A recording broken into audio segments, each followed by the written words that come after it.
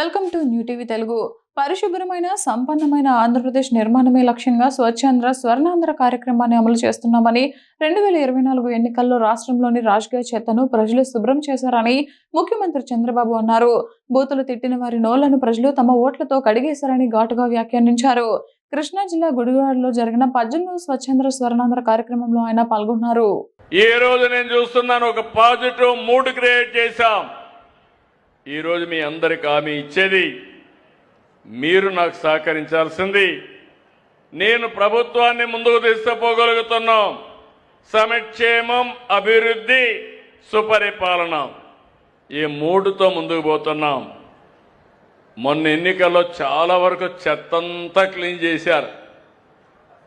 మామూలు చెత్త కాదు, ఆ నోర్లు ఏమి నోర్లో నాకు అర్థం కాలేదు, కానీ ఆ నోర్లన్నీ ఫెనాయిలే శుభ్రంగా క్లీన్ చేశారు మీరు. ఇప్పుడు మిమ్మల్ని అడుగుతున్న, ఇంకా అక్కడక్కడ కొంత చెత్త వాసనలు ఉన్నాయి.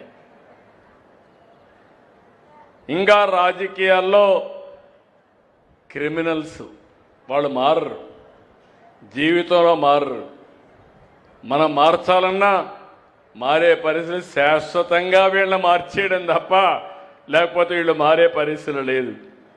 కుట్రలు, కుతంత్రాలు, ఇంకో పక్క సోషల్ మీడియాలో ఆడబిడ్డల పైన పోస్టింగ్స్ పెట్టి, మొన్న సాక్షాత్తు డిప్యూటీ సీఎం కుటుంబం పైన పెడితే అడిగితే ఇది మా స్వేచ్ఛ, మా ఇష్టం అనే పరిస్థితికి వచ్చారు.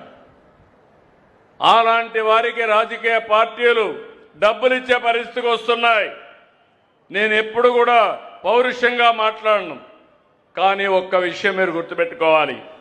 ప్రజల్ని కాపాడాలనేటప్పుడు నా ప్రాణాలు కూడా లెక్క పెట్టుకోకుండా పనిచేసిన వ్యక్తిని నేను. నాకెవ్వరితో గొడవలు లేవు, తగాదాలు లేవు.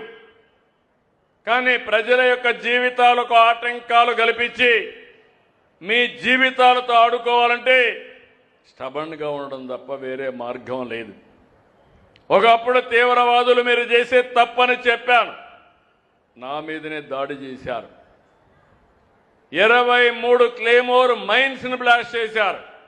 సాక్షాత్తు వెంకటేశ్వర స్వామి దిగి వచ్చి నాకు ప్రాణభిక్ష పెట్టాడు తప్ప లేకపోతే నేను బతికేవాడిని కాదు. ఇంకో పక్క మత విద్వేషాలు రెచ్చగొట్టే వాళ్ళపైన రాజీ లేని పోరాటం చేశాను. చిన్న పెద్ద రౌడీలుంటే, వీధి రౌడీలుంటే వాళ్ళ గుండెల్లో రైళ్లు పరిగెత్తిచ్చా. వేరే రాష్ట్రాలకు పారిపోయారు, ముఠాలు అణిచివేశాం. కానీ ఇప్పుడు వచ్చింది నాకు పెద్ద సమస్య, ఈ గొడ్డలి పార్టీ మామూలుగా అది. ఈ పార్టీని చూస్తే నిన్న ఒక ఉదాహరణ, ఇలాంటి ప్రతిరోజు జరుగుతూనే ఉన్నాయి. ఒక అతను మాజీ మంత్రి, శ్రీకాకుళం, ఒక యాక్సిడెంట్ కొడుకు చేశాడు.